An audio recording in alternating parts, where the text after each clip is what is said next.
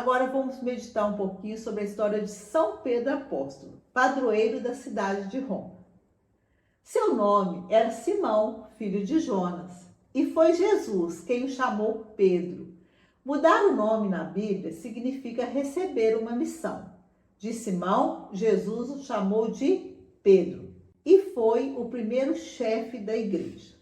Pedro era sincero, comprometido, autêntico, corajoso, solidário e muito generoso. Era explosivo, era um líder, escolhido por Jesus. Natural de Betsaida, vivia em Cafarnaum e era pescador no lago de Tiberíades. O mestre o convidou para segui-lo, juntamente com seu irmão André, com Tiago e João. Testemunharam alguns acontecimentos importantes: a ressurreição da filha de Jairo, a transfiguração, a agonia do Horto das Oliveiras. Caminhando ao lado do Messias, Pedro emerge como um homem simples, irrequieto e às vezes até impulsivo. Vez por outra, falava e agia em nome dos apóstolos. Não hesita em pedir a Jesus explicações e esclarecimentos sobre a sua pregação ou parábolas, como também o interroga sobre várias questões. Foi o primeiro a responder ao mestre diante da pergunta aos discípulos: também vocês querem ir embora? O mestre fez essa pergunta depois de falar na sinagoga de Cafarnaum, suscitando transtorno entre os discípulos. De fato, muitos deles, daquele momento em diante, decidiram não segui-lo mais. Então, Simão Pedro respondeu: Senhor, para quem iremos? Somente tu tens palavras de vida eterna. Nós acreditamos e sabemos que és o Santo de Deus. Em Cesareia de Filipe, quando Jesus pergunta aos seus discípulos: E vós, quem dizeis que eu sou? Pedro afirma: Tu és o Cristo, o Filho de Deus vivo. E Jesus lhe disse: Eu te digo que tu és Pedro, e sobre essa pedra edificarei a minha igreja, e as portas do inferno não prevalecerão contra ela. E eu te darei as chaves do reino dos céus.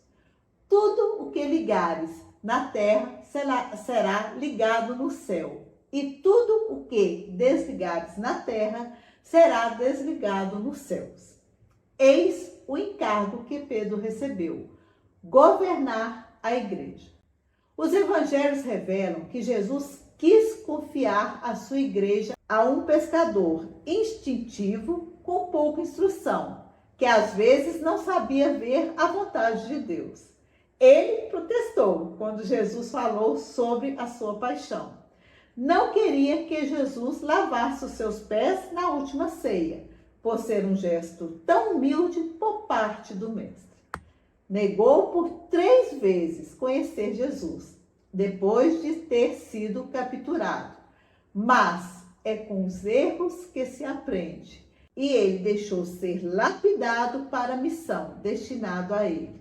Assim que percebeu sua culpa, arrependeu-se, chorou, não encobriu seus erros, mas assumiu. No entanto, os apóstolos reconhecem a função que Jesus lhes confiou e ele toma diversas iniciativas. Na manhã de Páscoa, informado por Maria Madalena que o corpo do mestre tinha desaparecido do sepulcro, foi lá, às pressas, com outro discípulo, o discípulo amado. Mas este, chegando antes que ele, deixa por respeito que Pedro entre por primeiro. Após a ressurreição, os apóstolos se reuniram em cenáculo, onde o mestre às vezes lhes aparecia. Cada um retomou a própria vida diária. Pedro volta a se ocupar de sua barca e redes. Foi precisamente depois de uma noite inteira sem pescar que o mestre lhe aparece mais uma vez. Pede-lhe para apacentar o seu rebanho e lhe prediz qual seria a sua morte. Depois da ascensão, Pedro torna-se o ponto de referência dos apóstolos e dos primeiros seguidores de Cristo. Começa a falar em público, a pregar e a fazer curas. Foi convocado, preso, solto diversas vezes pelo Sinédrio, mas não parava de levar a palavra. E o povo, entusiasmado em volta dele, aumentava cada vez mais. Pedro começa a ir de cidade em cidade, transmitindo a boa nova, mas sempre volta para Jerusalém. Tanto Pedro como Paulo tomam estradas diferentes, sem poupar esforço por várias viagens. Porém, ambos sempre se cruzam pelas ruelas de Jerusalém. Pedro confronta-se muito com Paulo, mas aceita suas observações e considerações. Com ele também discute sobre as orientações a serem adotadas pela igreja nascente. Por fim, os dois apóstolos voltam a se encontrar em Roma. Pedro confirma a fé da comunidade cristã e a dirige. Durante a perseguição de Nero, foi preso e depois crucificado de cabeça para baixo por seu próprio desejo. Pedro morreu no Circo de Nero, na Colina Vaticana. O Circo de Nero era uma arena onde havia lutas e corridas de cavalo. Sobre suas sepulturas surgiram a Basílica de São Pedro e a Basílica de São Paulo Extramuros. Logo, parabéns pela festa de hoje, pela solenidade a esses dois grandes apóstolos, Pedro e Paulo, os corifeus, os chefes, as colunas, aqueles que com a graça de Cristo fundaram a Santa Igreja. Combati o bom combate, completei a corrida, guardei a fé. Palavras de São Paulo. Os dois foram perseverantes na missão que o Senhor o confiou. Não foi fácil. Provações, desprezo, sofrimentos, lágrimas. Não buscaram o próprio interesse, mas o de Jesus Cristo. Sabiam que o Senhor estava com eles. Viveram o que pregaram, com a palavra e com a vida. Senhor, tu sabes que te amo, fala Pedro. Dois homens, duas vidas, um só ideal, anunciar Jesus Cristo. Apostaram tudo por ele, ambos derramaram o sangue pelo Senhor. Hoje também é dia do Papa, que é o pai de toda a igreja, porque o bispo de Roma é sucessor de Pedro. Roma é a diocese de todas as outras.